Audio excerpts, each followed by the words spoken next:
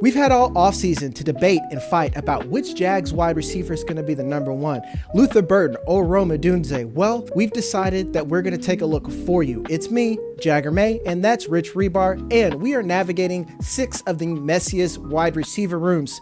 Rich, we're going to open it up with the big one. It's Jacksonville Jaguars. Now, for me, I was very anti-Parker Washington, but the drumbeat's been strong for him, so strong, and I liked him as a prospect. If anything, I had talked myself out of Parker Washington as a draft guy. I'm like, it's over, it's done, it's Jover. Now that there was life, now that there's a competent coach in the building, they realize that they have a gem, which makes things messy for Brian Thomas Jr. They just paid Jacoby Myers. They just paid Britton Strange and drafted 2 tight ends. How are you navigating this wide receiver room?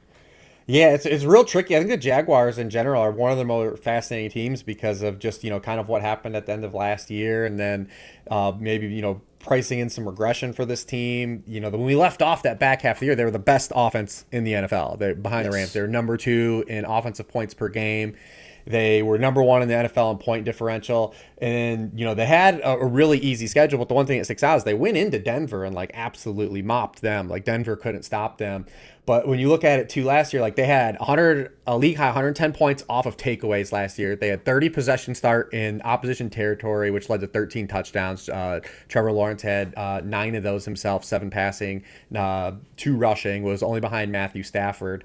And, when you look at the Jaguars, while they were cranking out all those offensive points, while they were second in points per drive, they were 15th in yards per play. They were 17th, in offense kind of efficiency because the run game wasn't good. And it's where is this going to marry? Because when you look at the Jaguars defense, on paper, you're like, buddy, it ain't good enough to lead the league in takeaways again, points off turnovers. They lost Devin Lloyd this year. They're probably going to have to play Travis Hunter, which will spin into this conversation too. They're going to have to, I think, play him on defense more, and they're aware of that right now. That's why I kind of got in front of it, because he's kind of the wild card here. And how many snaps does he play on offense this year, and how much does he thwart kind of our breakout? Because if you just start with the top 3 guys, Parker Washington, Brian Thomas Jr., and Jacoby Myers on its own, that's already congested with three players. You've got 3 versatile players that can move around, and all guys did dabble, even though Parker Washington was more of the slot-centric guy. All 3 guys did move around when they were on the field together. They ran 106 routes together, all 3 on the field at once, and on those plays, it was clearly Parker Washington as the lead target getter on those snaps, and he had the most diverse usage. And we think about where the NFL's operating against this current Vic Fangio quarters match coverage meta. The versatility of a Parker Washington in his role in the offense is more conducive to fantasy points and getting targets than Brian Thomas Jr. in the role he was thrust into the back half of the year is kind of that, the Matt Harmon sacrificial X, getting his targets downfield and not really getting those free squares that you like in the offense. So even at face value, it's all right, how do we even dole out these 3 guys? Who gets all the snaps? Because it's just really hard, and it's one of these things you look at and it's all right, well, do you want to bet on the last 9 games of Parker Washington? Well, we already have folks betting on the last 6 games of Luther Burden, to a greater degree. And it's not as crowded for Chicago, but the teardown here is just really easy for all these guys, and the buildup is easy for all these guys. So it's just really kind of messy.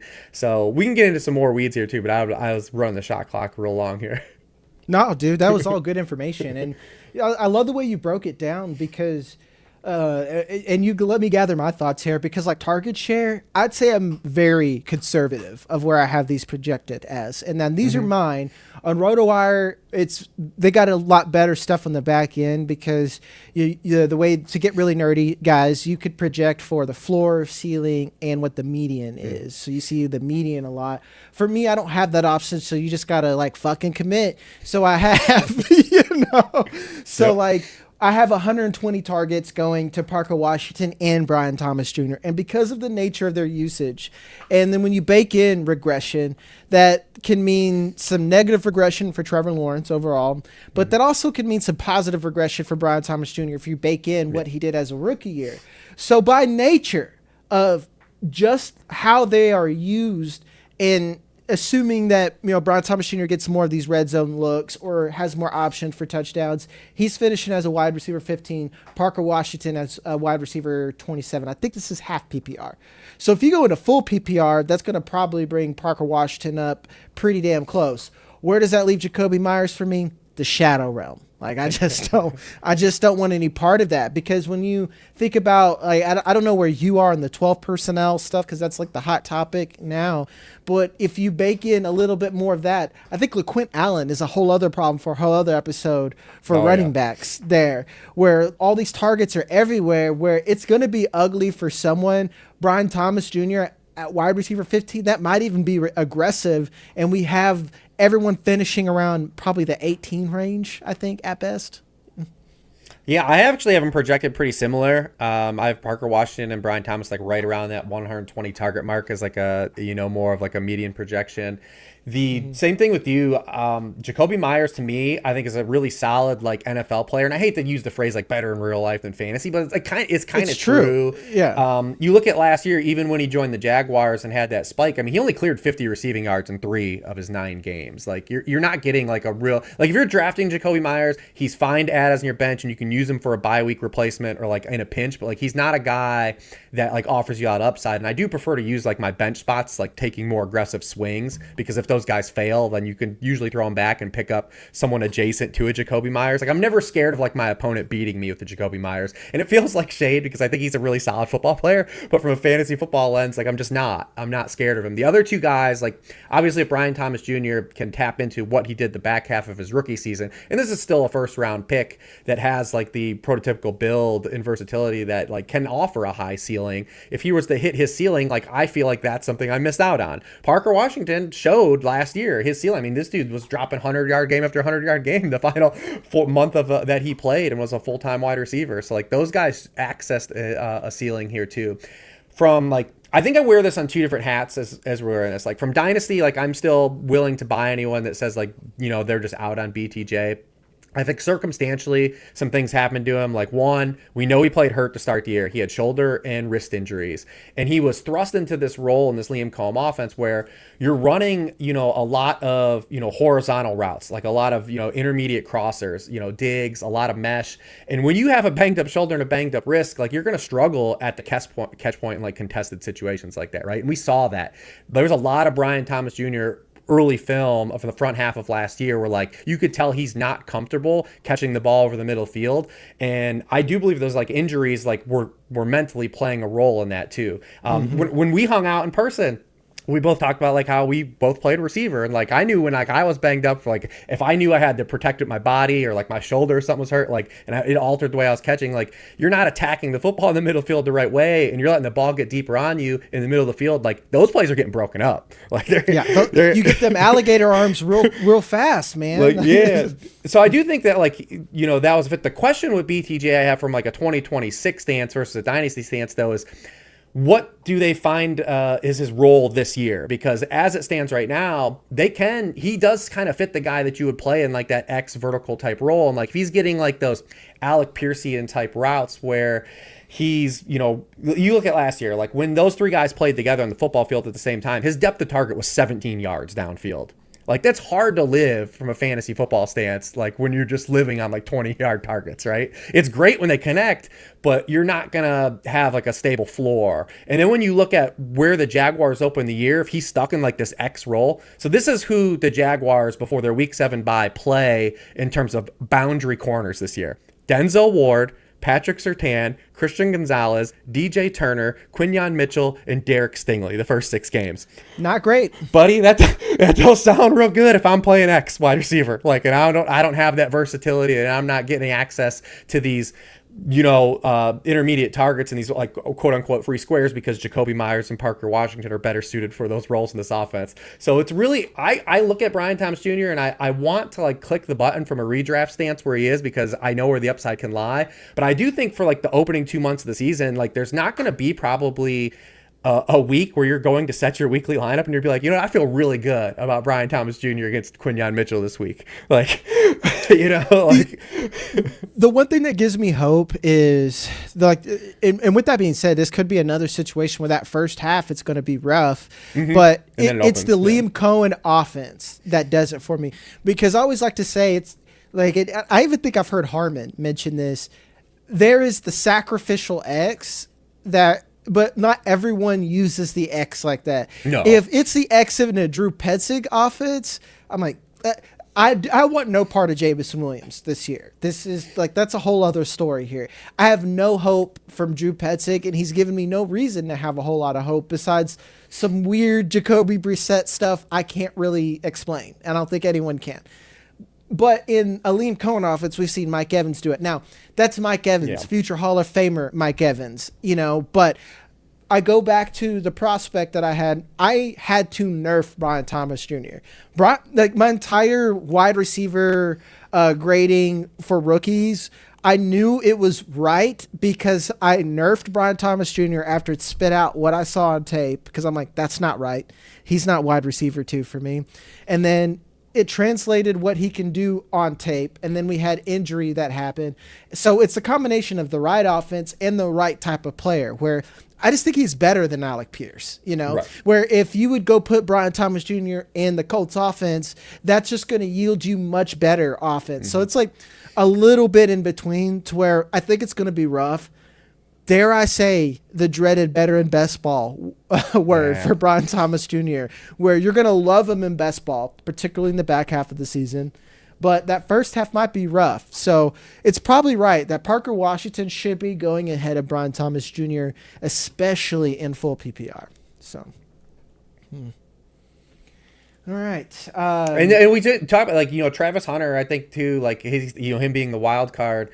Because they're giving us just general vague quotes. And, I always tell people, from when I worked at my RotoWorld days, and I did very little blurbing at RotoWorld, but, we're in the point where, like, we weren't supposed to have access to, like, all of this information and, like, the kind of quotes that just kind of get thrown out or get taken from, like, all these articles. Because one thing about reporters and beat reporters in general is they don't do projections, right? Like, they don't do anything that's related to, like, hey, team's going to run X amount of snaps, or this many targets are available, right? Like, these things are finite for an NFL team. So we don't have anything concrete that says, like, something specific about Travis Hunter. They're just saying, like, all right, he's going to play defense and some offense, right?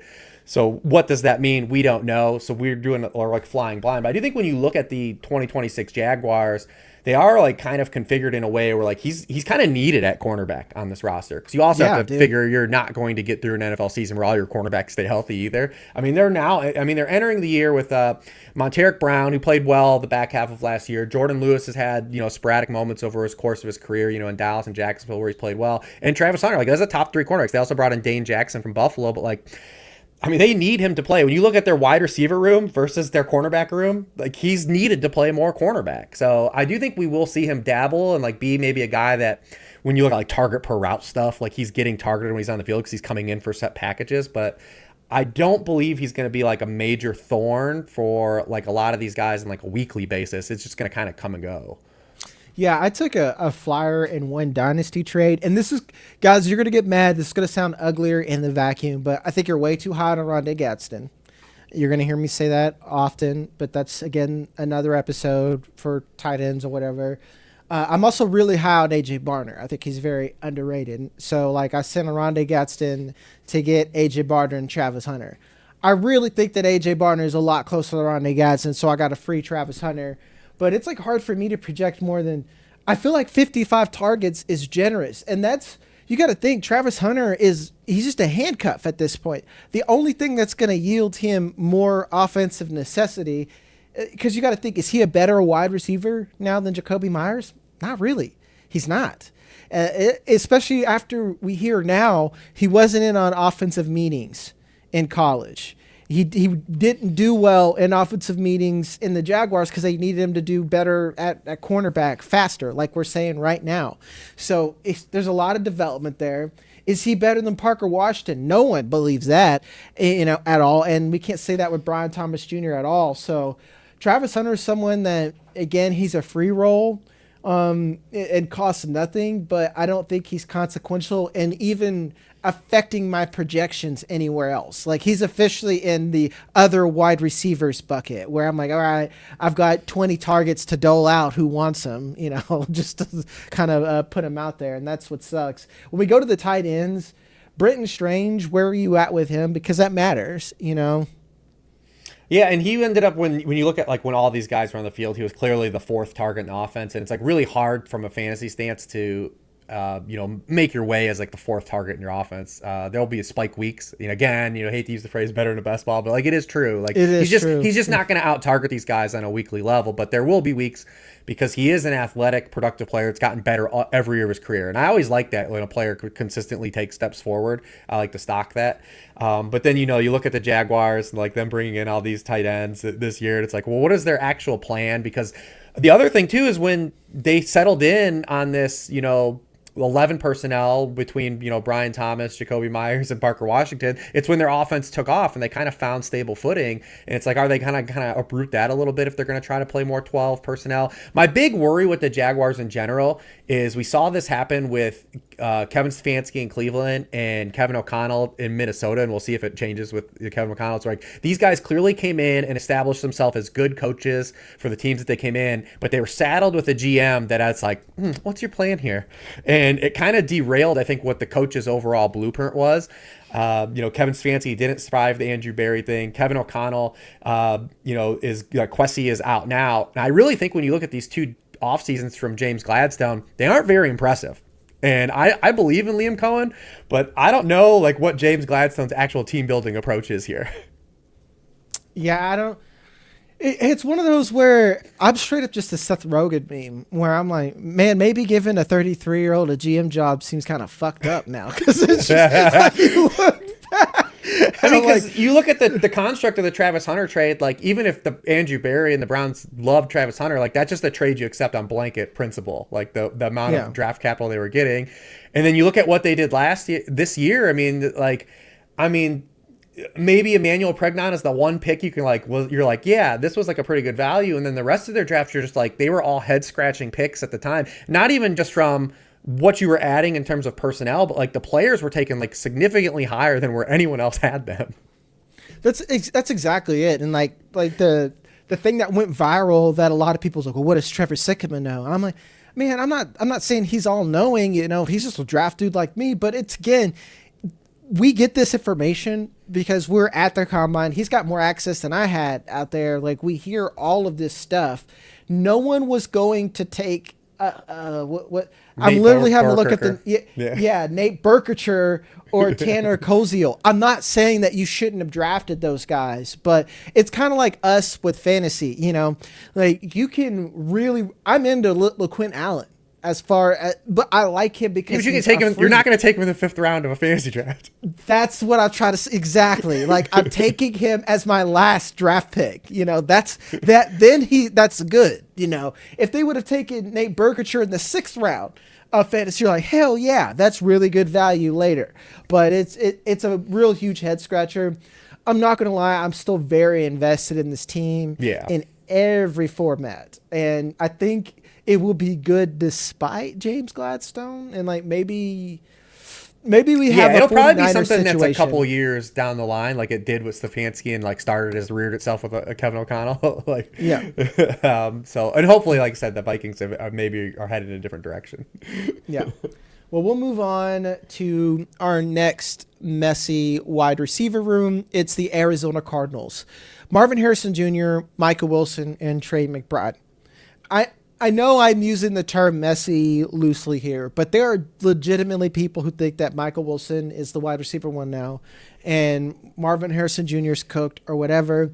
And I'm here to actually debate that. I think the answer is you just don't want to be a part of this team in any format but Dynasty. And I genuinely think that Michael Wilson is probably a sell in Dynasty. Yeah.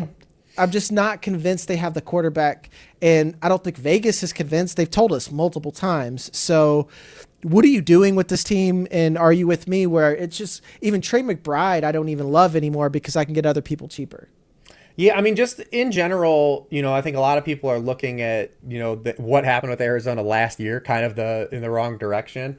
And there was maybe a run out here where Marvin Harrison Jr. is healthy the back half and like he builds up his stock based in the last half. But like no team is going to operate the way the Arizona Cardinals had to operate the back half of last year. I mean, you look at just what happened to them in general. They were on basically their fifth running back. They had 3 starting offensive linemen down. They were missing 2 starting linebackers. They were missing multiple secondary pieces the back half of the year. And they just like went into these like amazingly helter-skelter, jailbreak game scripts where they basically dropped back over 700 times. I mean, the final 9 games last year, they led for 47 offensive snaps. Only the Raiders and Jets were worse. And then you look at kind of what they've done this entire offseason, what they've told us. Like you hire Matt LaFleur, you hire Nathaniel Hackett. When free agency opens, you sign 4 offensive linemen. You sign Tyler Algier. You use the number 3 pick in the draft on a running back, and then you come back at the top of the second round at pick 34 and you draft Chase Pasantis. Like this team is telling us they want to try to play in rock fights. They want to slow games down. They want to try to run the football a lot more than they were available to last year. But then when you look at like everyone will say, well, they're bad, so like they're going to have to throw again, but like not to the same degree. And then when you look at like what they are going to be looking at in terms of quarterback play this year, like there's no way they get through this year where Jacoby Brissett starts all 17 games. There's just no way, because if they're losing games, they're eventually going to take a look at Carson Beck. They got hammered by the schedule this year.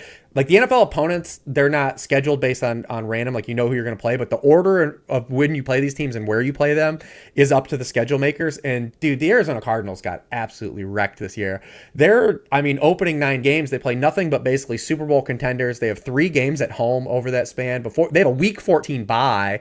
So that means for the fantasy football playoffs, whether you're in dynasty or redraft, that's probably when we're seeing Carson Beck. Like that's a perfect onboarding week if they can get that far without playing him, where he just plays in the fantasy playoffs. So all bets are off for that. But then when you kind of start breaking down these wide receivers, and Trey McBride's gonna be fine. He's gonna score in context of tight ends, even with regression. He's going to score points amongst his other tight end peers. Like that's just the way it's gonna be, even with regression.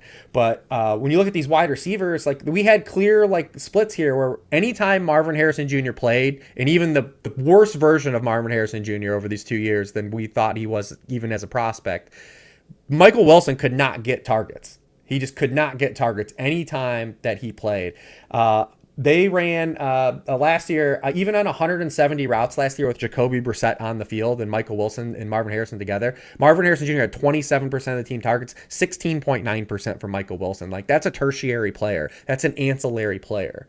We can go into the hood and say, well, Marv, even with that target share, wasn't getting fantasy points, so maybe you can give a little bit more to Michael Wilson, but how much more are you giving to them? Like the franchise is still invested, even though it's a new regime, into Marvin Harrison Jr. developing, right? And I believe he still can, but it's just like from a 2026 context, like how are you supposed to bet on this offense in general? Like, I talked about all the coaching changes, the schedule, the quarterback changes. It's like, where is the upside here for these guys?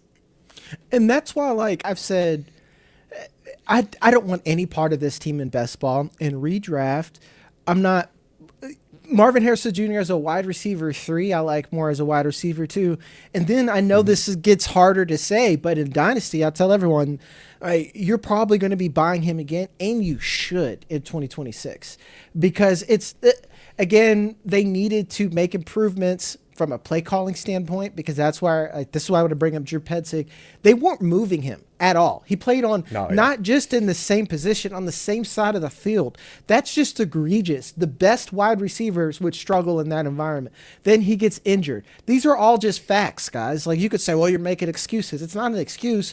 It is contextual things that can lead to a receiver not living up to what we put him up to in our head. And then being realistic on top of that, he is still not in a great position to succeed, because like you said, we've seen enough to know that Jacoby Brissett, that's not going to happen again. What we saw last year, chances are what we saw was him at his peak. And then Carson Beck, he's a 3rd round quarterback for a reason. Everyone's like, well, he looked really good in college. After 6 years, man, he wouldn't even go on the class anymore. So even when he comes back into this team, what do we expect from him into this offense? So again, you're betting on 2027. So it's just hard to want any part of this team. Jeremiah Love, obviously you're going to like him in Dynasty, but I think it's another Ashton Genty situation where in redraft, I don't really want him in my lineup. And then when you look at the counting stats, you're like, that's a pretty good season for a rookie. But when you actually have to put him in your lineup week in and week out, it was probably going to be hella frustrating. Yeah, and it's like I said, just looking at, and because you big picture in Dynasty, you can actually talk yourself into, like, if they find a quarterback, like this personnel, like working, right? Like, if Marv develops into at least, a proxy of the player, we thought he could be entering the NFL and get some more diverse usage. You've got Trey McBride, Jeremiah Love. So they drafted Basantis. You have Paris Campbell, a former first-round pick. Like, they have like a young nucleus you could sell yourself on. It's just when you look at it under the lens of 2026, it's like they're clearly making a transition in terms of like a semi-rebuild. They've got a whole new regime, and you still just don't have the quarterback. And then, like you open the year like with this just like rogues gallery, man. Like, they're on the road against the Chargers, then they play Seattle, then they're at San Francisco, they're at the Giants, which is fine, whether you want to take that either way. Then Lions, Rams, Broncos, Cowboys, Seahawks, Rams, Chiefs, Commanders, Eagles before they're bye. Like, where is like an out for you? Like, where are you getting like a grasp of air for, like, you're like, man, even if Jacoby Brissett is winging this thing around, like, we've got something to latch onto. It's just really, really hard with all the intersection of like where they are from a 2026 stance and what they've been given to say like for immediate output's going to be here for these guys. Yeah, man. The way you navigate this the way you navigate this wide receiver room, guys, is you just don't. You don't. We're going to move on to a much better team. I just had to throw some Dookie Woods in there. But before we do, make sure to hit that like, subscribe button if you're on a mobile device. So we'll get back to it, guys, with the Chicago Bears. They are, to me, whatever happens in training camp with the Bears, it's just Twitter's just gonna lose it, man. As soon as we see one Luther Burden big play come across there, or Roma Dunze, there's so many people that are gonna be validated. I'm under one. I think they're fine. I think both are fine, and I like Colston Loveland. That's where I'm at with this team. So. I mean, I'm in lockstep with you in terms of I like all three players and I want to invest in the offense. Like, I feel like we want a Bears pass catcher. My preference would be Colston Loveland. I also don't want to use it as a cop-up, but I do think like both of the receivers, if you're making me say like you have to pick a receiver, I do think it's format sensitive. I think if I'm in these full PPR leagues, like in FFPC or, on DraftKings, I think that's more conducive to Luther Burden. I think, and Luther Burden is interesting because I don't want to say he's like this. He's not a slot player. When I was scouting him, I was like, man, this dude is like, everyone keeps harping on he's a slot receiver. Like, it's just Brady Cook. Like, I remember when Brady Cook started last year at the end of the year for the Jets. I was like, y'all are about to find out why you thought Luther Burden was a slot receiver. I viewed Luther Burden as more of like a DJ Moore adjacent player as a prospect. Like, he's not like a refined like zone route beater, but like he is explosive. I actually thought his vertical routes were one of the best things in college. He did play the quarterback that couldn't throw the ball downfield. And he can create after the catch. But I do think the way that Ben Johnson's going to utilize him is more conducive to like getting more of these high success rate targets versus like a Roma Dunze. And Roma Dunze, we've seen, through 2 years in the NFL, like he's caught the brunt of like where Caleb Williams still has his struggles. I mean, 27% inaccurate target rate both of these past 2 years. He's got averaging 14 air yards per target. But if you're on like an underdog or you're not playing a full PPR, if you were to say like, well, which one of these wide receivers has a 10 touchdown season, I would lean a Dunze. So like, if I hate to use it as a cop up, but I do think it is a little format sensitive. I think in these non PPR leagues, Luther Burden's ADP has gotten a little aggressive because like this guy had 2 end zone targets as a rookie, and he's still going to be competing with Colston Loveland and Roma Dunze for those targets when it's time to score points. Cole Kmet. And Cole Kmet. The other thing about this team is they are one of the teams, when we talk about the offensive meta and the shift to multiple tight ends, like they're one of the teams that makes sense to do what they did the back half last year. And I know they kind of were forced to play a lot more 12 and 13 because of the injury to Roma Dunze, but they never replaced DJ Moore this offseason. So like they clearly intend to move in this direction where they're playing more 12 and 13 personnel and using Colston Loveland as that guy that can play attached to the line, flex out as a Y, even go out wide and play wide receiver. So They're one of these teams I think that it actually makes sense to kind of say like, yeah, we will see them play a lot of multiple tight end stuff, which brings Cole Kmet into the factor in the scoring red zone. So I could totally see like Luther Burden being this guy that has 80 to 90 catches, 11 to 1,300 yards, but maybe is like a 4 to 6 touchdown guy, right? So that's where I am at with them. I hate to use this as a cop up, but I'm more Rome non-PPR and Burden full PPR. And for me, like I said, mine's even more copy outer than yours, because I just want the one who falls to me, because I don't want to get any more aggressive on Burden because all the things that you mentioned there, where it's just, guys, they're not going to come in and immediately make him, and everyone keeps saying this, well, he's going to be the Amon-Ra St. Brown. They're not even running the same offense, man. They're not running the same offense. Caleb Williams is a vastly different quarterback than Jared Goff, yes, and he can do different things. Because a lot of people want to point out Caleb Williams and his accuracy. I'm like, that's because they were asking him to chuck that dude deep every play. Every play was a big play for Caleb Williams. I'm not saying he doesn't need to improve his accuracy, but a lot of people are trying to compare apples to oranges, and they're not actually looking at the X's and O's. They're just assuming. So. Yeah, I mean, one of the biggest mistakes I made when I first came into the space and was doing a lot of like initial coordinator work when no one was, putting the coordinator ahead of the personnel he was given, right? Like when, I'm dating myself here, but I was from an era where like people were like, you have to have a Kyle Shanahan X receiver, right? Like Kyle Shanahan tight ends never do anything. Well, he never had George Kittle, like before those years. So you have to apply like what, because what you learn over the course of time doing projections, everything is the best football players get the football on your team. It doesn't matter what your scheme is. Like you're trying to get the football to the best players you were given on a season, a weekly level, a per play basis. So if your analysis doesn't account for the personnel, you're doing it wrong and putting the coordinator ahead of the cart. Yeah, I'd say that all the time. Someone was arguing with me about a quarterback, like, well, like this receiver's never earned this amount of this and this, like, oh, it was the Bills. It was the Bills. Cause they're talking about DJ Moore and Josh Allen. And particularly they were talking about all the stats that the Bills have had without Stephon Diggs. They're like, well, they can't produce a wide receiver one. My brother in Christ, if you were saying that because Keon Coleman, Khalil Shakir, and Gabe Davis didn't have a wide receiver one position or like finish, that's the reason why. That's not how football works. Right. They didn't produce a wide receiver one because they did not have a wide receiver one. That's what a lot of people don't understand. And with the Bears here, guys, it's like you said, if you want to take like Rich's approach, if you're in standard, you want a Dunze. If you're in full PPR, Burn takes the edge, but I literally have them both at 10.1 points per game and half PPR. If you think about that, like they're both good. Colston Loveland is who you want in the value play at the end of it, because not to go backwards here, but when we were talking about the Cardinals, I want to bake a little bit of regression into Trey McBride. Is he still going to be elite? Yes, but if I can get Brock Bowers after him, I'm just going to take Brock Bowers. If I miss some Brock Bowers, then I'm okay getting Loveland. If I don't get Loveland, congrats. We're waiting until we can get Kyle Pitts later, or something like that. That's just the way that I want to play that here, where I think Loveland is going to get a whole lot of targets, but I do think the floor is shakier because of someone like Cole Kmet. He will get annoying, I think.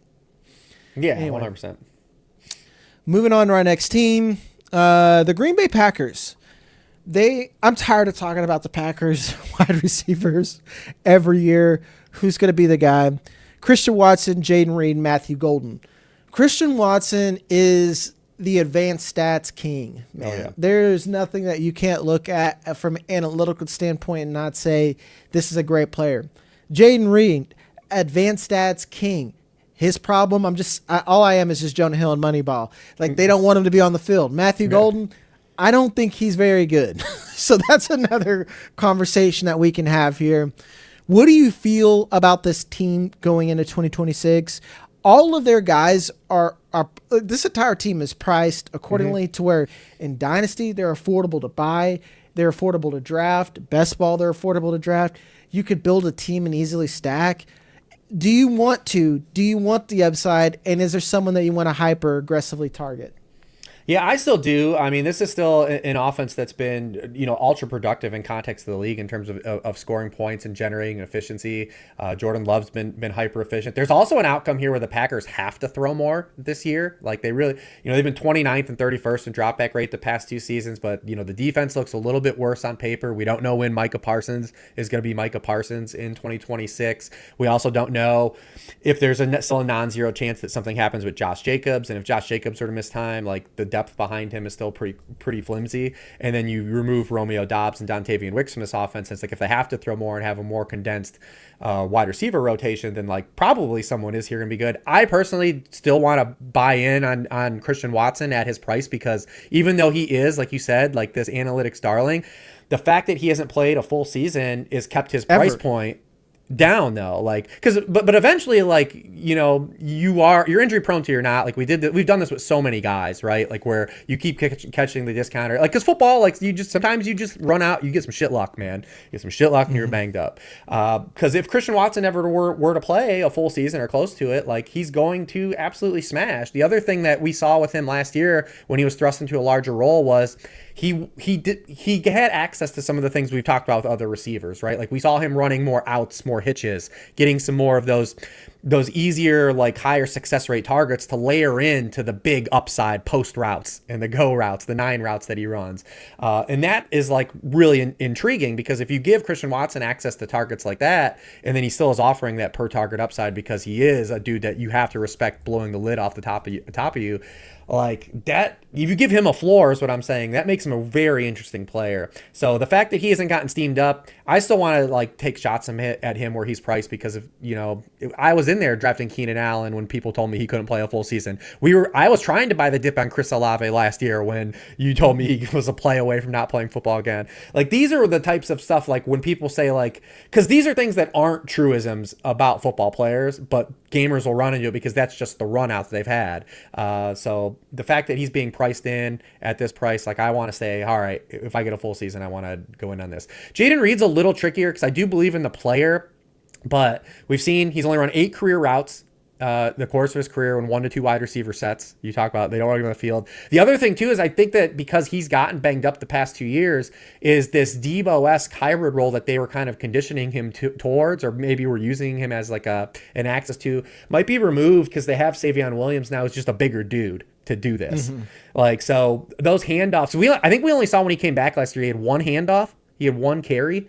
If that, we can't really count on that to be like a part of his arsenal. Now, granted, he could just play in more 2 wide receiver set stuff, but to give you some context, as a rookie, Matthew Golden ran 72 routes in 1 to 2 wide receiver sets. So pretty stark difference. Like, not a great collegiate prospect profile, Matthew Golden. There were plays, if you go back to the opening half of last year, that he and Jordan Love left on the table. Like, he was creating separation and getting open, but like, he wasn't like getting targeted at a high rate. They just left a random play here or there. So I have no problem though buying in at his cost and saying like, hey, I'll just let Jesus take the wheel and see what happens. He's so cheap. He's a former first round pick. They're going to at least give him some runway, and he's going to be playing snaps. So I have no real pushback. I don't really believe in the player, but at his price point, I don't really see like a lot of harm either. Yeah, I know. I guess in season-long best ball, all those leagues, he's fine. Dynasty, I just want out because he still has value. Because yeah, fair. Because like Christian Watson just does what he's supposed to do better on the field already. And it goes back to like, if he's healthy, oh, cool, Matthew Golden is officially like, get ready to learn sacrificial exit, because that's all I want out of him, because I just feel like Christian Watson does everything else better. Jaden Reed does his role a lot better. And like, but I am taking shots at all 3 of these guys at their price. Jordan Love, on the contrary, I'm not like, no pun intended, in love with him as a player either. So if they become high volume, cool. I hope their ADP doesn't get higher because some analyst says like, hey, they're all free and here's what could happen, because we all know at this point that lots of injuries on this offense. And like you said, that's baked into the price, and they're injury prone until they're not. And B, even when they're all out there, it just never happened all at the same time for anybody. It's such a weird team, because they are a team of like almost. Jordan Love has almost looked like a franchise guy. Christian Watson has almost looked like a star player. Jaden Reed has almost looked like a star player. Matthew Golden He's got a dope last name. So I don't know, but for this team to put it all together and be a high-powered offense, we're not even talking about Tucker Kraft coming back in here. Yeah, Tucker Kraft too. Yeah, to be a high-powered offense, I can't see their ADP get a lot higher. Yeah, I mean, Matt LaFleur is a lot like he runs more of the traditional like Kyle Shanahan version of this scheme where you don't really see like one guy just like break the bank in terms of like receiving opportunity. And there's been some instances where like there's a last man standing and that is forced to happen. But when everyone is healthy, like the ball gets spread around. And I do think like the 49ers, even in general too, like we're not talking about them, but they've been so injury prone the past years, but like when everyone is healthy and they're operating with Kittle, Mike Evans, and Ricky Pearsall and Christian McCaffrey all playing, like you won't see like that absorbent like target share that's just needed from one of the guys. Yeah, I agree. All right, we're gonna move on to our other team. We're going to the shadow realm, guys. We got to talk about it. It's not just about talking about who's good, but it's also who's on bad teams. Who can we get value from some of these bad teams? The Cleveland Browns. They are a team that is messy because the Browns are messy. So they're priced fairly cheap. Casey Concepcion, Denzel Boston, and Jerry Jeudy. I like Casey Concepcion at his price point everywhere. I liked him. I like him in dynasty rookie drafts. I like him in dynasty startups. I like him in redraft. I like him in best ball. I like what he could do in a Todd Monken offense. Here's the fun fact, though. He doesn't have a quarterback, or we don't know what his quarterback is. So, with that being said, I'm not a fan of Denzel Boston because of his play style. I think he needs a quarterback. Jerry Jeudy, I'm not sure what to even think about him anymore. You are a Ohio guy. Are you a Browns fan or are you? No. I'm NFL agnostic, unfortunately. You're NFL agnostic. I would be too if I lived in Ohio. So I grew up a 49ers fan, and the funny story, I'll take a sidecar here because we're doing it. But I never had like my dad never like loved football, so I was never like forced to like the Browns, right? Like I was never just put on me. So when I started watching football, I had 2 TV channels. And the Browns would play at one, and they'd be on TV. And then I was born in the 80s, so at 4:00 on Fox, the 49ers would always play, and they were like playing a different sport than what I watched for 3 hours, like in the AFC game. I was like, so it was like I lost my football virginity to Rachel McAdams. It was like, how did I not like love these guys, right? Like I was spoiled. So I grew up a 49ers fan, and then like social media and stuff. When I got exposed to all the fan bases at once, I was just like, I was like, this is what fans are. Like, so I moved on, but that's it. That's how I became a 49ers fan. Noted. Oh, I mean, at least you didn't understand the heartbreak, and you could be realistic, because people are upset at me. So, like, I released dynasty rankings yesterday, and it was a top 48, and they're like, "I see that you omitted Denzel Boston," and I'm like, "Yeah." He didn't make the top 48. What's there to be excited about from the Browns until they get a quarterback? I will say, I like their offseason. They did a really good job. This was not their offseason to get a quarterback, so it's not their fault in the vacuum. I thought Todd Monken was a surprise hire. I don't hate it. So, are you drafting anyone here? Or do you like Concepcion at his cost even? Is there any hope for this team? I mean, I actually have some hope for Monken, but it is like, I think from a 2026 stance, just pretty murky. Concepcion is the one guy I would kind of take flyers on just because he comes with that, first round capital. I think his versatility can overcome like poor quarterback play more so than the other guys in this offense. And then, we saw what Monken did with like Zay Flowers, who, Concepcion has a lot of. As a prospect was very similar to a guy like Zay Flowers too, like for faults and not like, and we've seen Zay Flowers develop and kind of get rid of some of those faults that he had as a prospect and really excel as a player. But like Zay Flowers, I think Concepcion maybe has like a touchdown problem short term. That's basically all I'm projecting for Denzel Boston is like him having like being like a red zone factor and how often are the Browns getting there. And then, in year one, Jerry Jeudy, I would have been really interested in if they didn't draft Concepcion, because what happened to Jerry Jeudy, it wasn't just like the Jameis Winston stuff that happened in 24. They changed his position last year. He had a lot of versatility in 2024. Last year, they just basically lined him out like on the ball and removed all of his slot snaps and kind of free squares. He went from a 35% slot rate to 13% last year. He was basically just lined up on the ball for 86% of his snaps. And like Jerry Jeudy's just not a dude That like if you ever watch Jerry Jeudy, like he isn't. That's not that's not how he wins, man. Slot Z flanker at best. You know? And so I was excited. I was like, all right, well they're going to change his position, right? And like having a guy like Boston, if they just got Boston, I'd have been like, oh, this is good for Jerry Jeudy. But the fact that they got Concepcion is a problem. Like he's just kind of like in no man's land now. Like, where is his home? And where does he fit into this offense? Then you layer into the quarterback stuff. They're an interesting team though. Like I could totally see the Browns like if one of these quarterbacks like is playing better through Monken and like through some of the changes. Like this is an offense I think that could maybe surprise a little bit for fantasy. It's just really hard to say like from a projection stance, like one guy is going to stand out. Concepcion would just be the bet I would make based on capital and versatility. 100%. That's why. Granted, guys, I like the player. I think I loved Zay Flowers, and I'm getting heat from two guys. Whatever. I say heat. It's not really that big of a deal. It's the internet, man.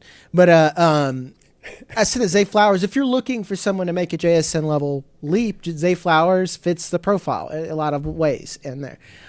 So when I say that I think Casey Concepcion is a better Zay Flowers, I am very high on him. Like I think he's more athletic, he is bigger, and when you put that together with the same level of route runner, which I think he is, if he could clean up the drops, which I think his drops are the same problem that Flowers had. They had some of the worst QB play. He could be a really, really good player. And when you have someone that can do more with less, I'm going to bet on that player. The Denzel Boss is just a different kind of receiver. Like I can't expect him to get manufactured touches. And then when you think about the touchdown factor, he fits the type of receiver that's going to need those touchdowns to really have a lot of that value factored in. So I'm not really invested in him in any facet in 2026. So like that means in redraft, I'm not going to be taking a lot of shots on him unless it's like a final pick in best ball.